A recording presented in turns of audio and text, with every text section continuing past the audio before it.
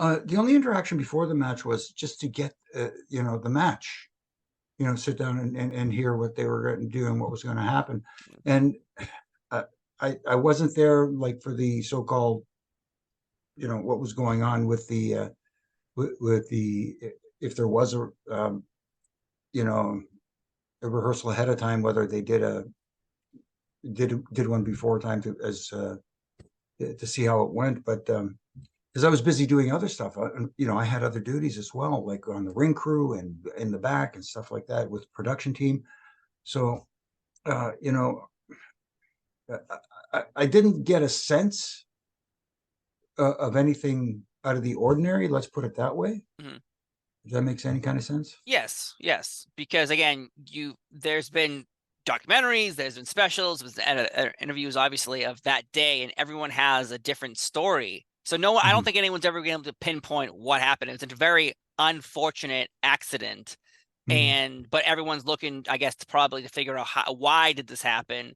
Now, Mhm. the story goes is, as you're in the ring while Owen Hart unfortunately passes away, falling from the rafters. Now, what is that like? Because you're in the ring, that happens, and then they want to continue the show. Yeah. Where's your See, mindset at? here's the thing though. Yes, I was in the ring because prior to this match was a hardcore match. So I was out there, you know, helping the team clear out some of the debris out of the ring that was used in the hardcore match. And I was holding the top rope and I was kicking stuff out and I was moving towards that corner, that dreaded corner. And I heard people on the screen was playing the pre-recorded interview he did. I think it was with Kevin Kelly, if I'm not Hmm. mistaken. Uh, uh, there's the promo on the screen there, so I'm kind of half watching the screen, kicking the stuff out of the ring as I'm facing that direction, and I hear the crowd screaming, and I don't know what's going on, and like almost instantaneously, I felt something very lightly brush by, and the top rope that I was holding flung out of my hand, came back, jammed my fingers, and I'm like, and I thought the rope had snapped Mm. because it can't happen. WWE used real rope, not the steel cable stuff. So I'm like kind of ducking and holding my hand, going, "What the heck was that?" And I look down and I see Owen, and I'm like, and I didn't know. I couldn't put two and two together. You know what I mean? You're confused. You don't know what's. And I called out a couple of times, nothing, no response, and I just started flipping out, saying, "We need help. We need help. We need help." I stood back while they did their thing, and you know, uh, they took him out, and I followed, and I was out back, and I watched them load him into an ambulance. And at the time, I was a smoker, so somebody handed me a cigarette, and I was kind of like shaking and smoking a cigarette and stuff like that. And John D'Amico is one of the production guys that comes up and goes, "They want you to go to the hospital and get checked out." Hmm. I go, "What? What? Just go, make them happy, stuff like that." So I went to he took me there. They checked me out, and I called my fiance, at the time, my wife now, um, told her what was going on. But I still didn't know the thing until the nurse came in and said, "Are you the fellow they brought in with the wrestler who fell?" And I said, "Yes." And he said, "Oh, have they told you anything yet?" I said, "No." And then that's when they told me, and I just, and yeah, it was just rough. And then, you know, I still don't remember leaving the hospital to this day. Mm. I know John got me. We went back to the hotel. He's telling me all this stuff. Packed up my stuff and drove to St. Louis. I still don't remember all that until the next day when I got to TV the next day in St. Louis. See, I didn't know they continued the show. I didn't know any of that stuff uh, until we got to St. Louis, and I, talked to certain people and talked to JR and talked to Taker. And they were like, "If you need anything, you come to us." That kind of thing. And I didn't find out how close he was to me until I talked to Jerry Lawler, Mm. who told me he saw the last maybe 20 feet of the fall and thought he was going to, you know, that I was going to be a more unfortunate part of this tragedy. Right. So as you mentioned, don't remember until the next day of what actually happened to you. And Mm. obviously, you just mentioned it, things could have gone much dire for you, Yeah. depending on And where I, you were standing.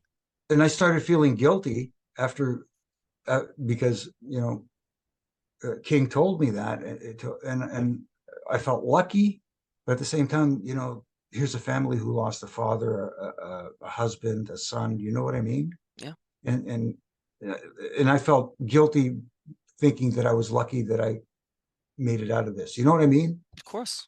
Yeah. No, survivor remorse. I know. Yeah. I understand completely. The fact though that here you are now to tell the story. I think that to me is something was watching you that day and said to you, you have more story to tell here on Earth. So I'm glad you're still here with us, but unfortunately, we lost Owen Hart that day, and Mm. the position of continuing the show. I've talked to many different people, and they've all been like, we were kind of like in a way, kind of slightly forced to continue, as in Mm. like a guilt trip. But obviously you weren't there, so your Uh, experience is completely different from the rest of the bunch. And the next right. day they had the Owen Hart special on Monday Night Raw, which is still one of the greatest achievements I think in WWE of pulling this Mhm. off and having a show and everyone there performing, because you never hear a bad story about Owen Hart. You No. never hear a bad story about Owen Hart. The ribs, I can imagine, would piss you off at the time, but the Oh. fact that he was creating memories for the last a lifetime with laughter and joy, I think is what we Mm. need to remember more so than what happened on one particular day, on one Right. particular moment. So you got any good Owen Hart rib stories? Because I know he's done a job on many people. Yeah, I've even got caught once or twice. I remember one time at a hotel, I get this call in my room at like 2:30 in the morning, No. saying, "Hi, this is the front desk. Your credit card has been declined. You have to come down and straighten this out." I said, "Pardon me, it's too. Can we do this in the morning?" "Nope, has to be done right now because if we don't, we're gonna have to, have you leave the hotel." I go, "Oh my goodness!" So I get up, I get dressed, and I go down. And I said, "Hi, I'm here to settle the issue with my room."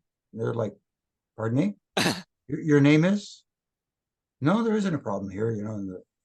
I found out the next day that it was Owen just having fun. But one of the best Owen ribs ever was when he. Do you remember the hog pen match that Oh Henry Godwin had yeah, on? well, Henry O. Well, Godwin and Hunter Hearst Helmsley. yeah. So they had a hog pen match, and obviously they had to rent the hogs, the thing.